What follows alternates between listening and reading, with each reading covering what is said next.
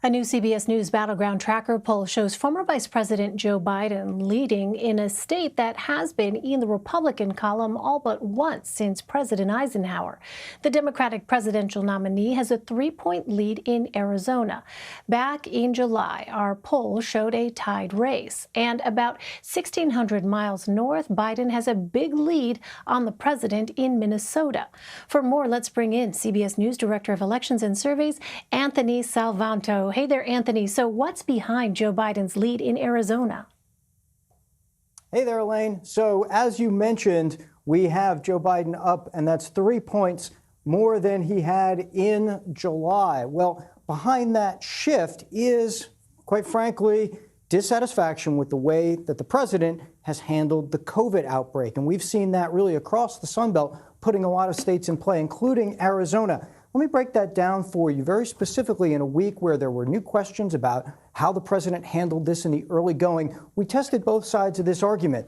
Could the pandemic have been mitigated a little bit had plans been made sooner? Well, 68% of Arizonans agreed with that idea, but comparably fewer, 46%, said, yeah, but the president also made plans that staved off a worse outbreak. And they thought, well, things could have been higher, things could have been worse had he not done what he did. So you compare those two numbers, and what it really adds up to, Elaine, is a 13-point gap in favor of Joe Biden on perceptions of who might handle the outbreak better. That is closely correlated with vote, and that's one reason why he's taken that slight edge, Elaine.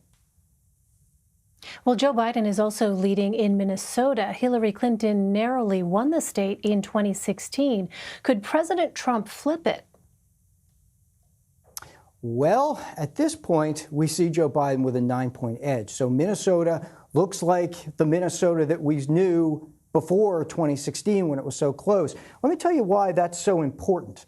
If we look at the Battleground Tracker map right now, where Arizona's a toss-up and Minnesota is leaning towards Joe Biden, let's suppose, just hypothetically here, that Joe Biden were to win Arizona. So I'll put that in blue. Well, Arizona, with its 11 electoral votes, there's an almost even trade-off there if the president can go up in the Midwest, where he did so well last time, and if he were able to, say, put a Minnesota in his column, I turn it there red hypothetically, well, then that helps him if he can leverage some of that support among white working class voters and then go around to Michigan or Wisconsin and take one of those states too. So it's very much a trade-off that could be happening right there, but as I noted, really in favor of the Democrats right now.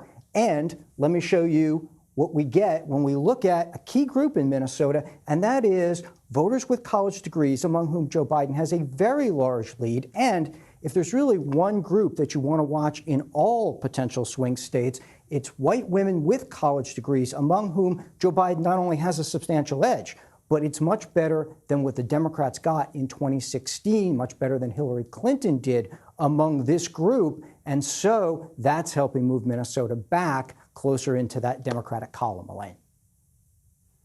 Well, Anthony, we're 50 days out. Will we know results out of these states on election night itself? Okay, we will know some results. We might know everything if it's a blowout. We are urging patience, but I want to emphasize there's a difference between having patience in account and both not knowing anything and knowing the wrong thing. Let me show you a deeper dive here. I'm going to go into Arizona just to stay on the example. This is Arizona the way the decision desk on election night will look at Arizona. Now, at the moment, we imagine that we can take all of the upper part, all these smaller counties, and what we can do is we can combine all those counties together and give you an estimate of the way things are trending. And then we're going to dive into, let's say, Maricopa County, which is Phoenix. Now, this is where the bulk of the state's votes are going to be cast, 60% probably.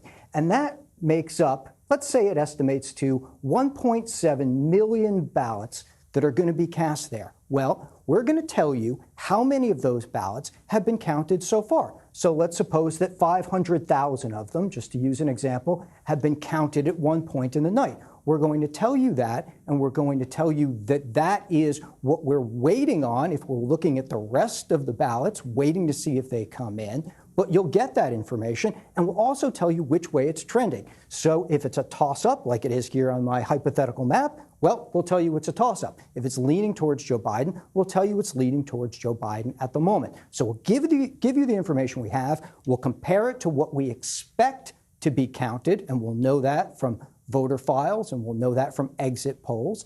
And then we'll put the whole picture together, and, well, it'll take as long as it takes, Elaine. All right. I know people are already asking questions. Thank you, Anthony Salvanto, for helping to bring some clarity on what we will and will not know on election night. Thanks so much, Anthony. You're welcome.